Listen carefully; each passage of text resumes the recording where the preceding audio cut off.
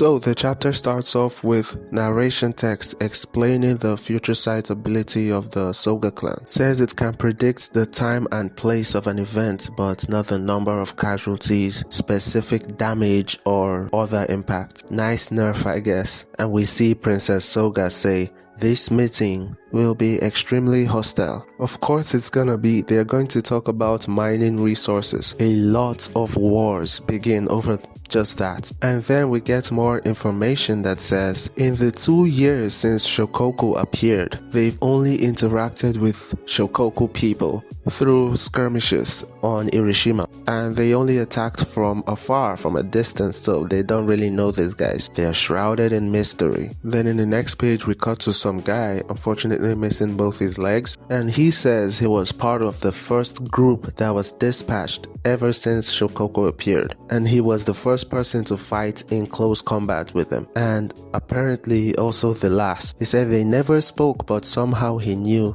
they were Japanese. I knew it. I knew they were Japanese. And then we cut away again to a scientist, and he's saying that an island suddenly appears in the southeastern seas, and he also says he thinks the Shokoku people are Japanese as well. And in the next page we get this, I don't know, portrait, and it is labeled as the story of the Soga clan. And in this painting there is someone called Ukima Soga, and he looks like a traditional Japanese swordsman, and someone else called Mikaboshi, and he looks like a beast. I don't know how to describe him, but he has centipedes around him, like the same type of Soga Akimura centipedes around him. What's going on? In the picture they're fighting, so. And the scientist begins to explain. He says, long ago, more than 1,000 years back, this land was ruled by a clan of sorcerers known as Mikaboshi. The Soga clan defeated them, but to this day, sorcery remains a strong underground influence in our society. And the random sorcerer, Hasumi, asks how is that related?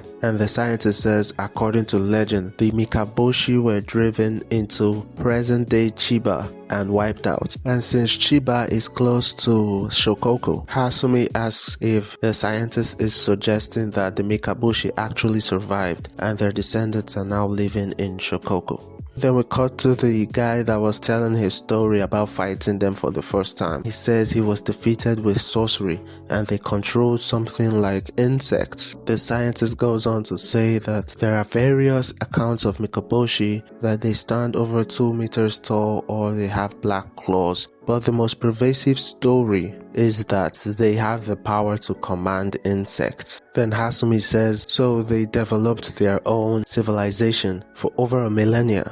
And the scientists like, that would be impossible unless they were aided by a bizarre force beyond our understanding, Datenseki. He estimates that Shokoku has 12 times the amount of Datenseki found in Japan. So his theory is that Mikaboshi's descendants are the inhabitants of Shokoku, and they created their own civilization with the help of the Datenseki. And now it's time for the meeting, and the Japanese arrive for the meeting, but the Shokoku Islanders aren't there yet. The prophecy did warn them that the meeting would be hostile. So if they refuse to talk, the only path left is war. So right now, the best they can do is send their strongest defense. Then we cut back to the meeting and we see these 5 guys just appear. Another one is just sitting down already, while 2 of the Japanese people that came there are already like dead. And the one that's sitting down just calmly says, deep breaths will be needing you, to the last one that's kept alive, and he just sits down as well. So we get text that says, Shokoku issued the following demands. Japan must hand over Hiroshima, Japan must relinquish the Datenseki extracted from Hiroshima,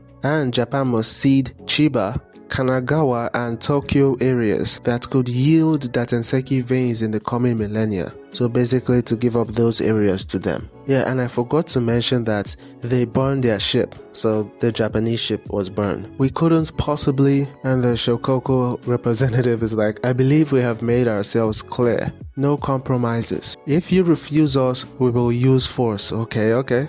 So he hands over the contract to the Japanese. Oh, he has painted fingernails. That's cool. Then we get more text that says 4 sorcerers were aboard the spirit energy powered armored ship. That's a lot of words. The Haruma, which had been destroyed moments earlier. And they were Hiroto Soga, Togo Shiba, Yoshinojo Soga, and Shuji Mashiro. They were the smallest yet the strongest squad selected by the Sorcery Bureau for this mission. And we see all 4 of them. Shiba's like, go home please, and they all look cold as fuck, bro. And it says, at 12:02, the talks dissolved due to a preemptive strike by Shokoku. Thus, the battle on Hiroshima began, and it's the final double spread of all the sorcerers and fighters just staring at each other. And that's how the chapter ends. It was never gonna work out. The Shokoku Islanders already had a grudge against Japan. So on the Mikaboshi controlling insects, it's just like the Magatsumi. So how did Kunishige make this? How did he make the Magatsumi? Did he take inspiration from the Mikaboshi? And how was Soga Akemura the perfect person to use this blade? Is it because he's part Mikaboshi? Maybe he's half and half Soga, because we know he isn't pure blood. I'm interested for sure. Maybe we'll even get Shiba fighting after this long time. And I'm still wondering, where is Azami in all of this? I'm sure we'll get to see him soon. Well, that's all I've got to say. Thanks for watching. I hope you have a lovely day, and peace.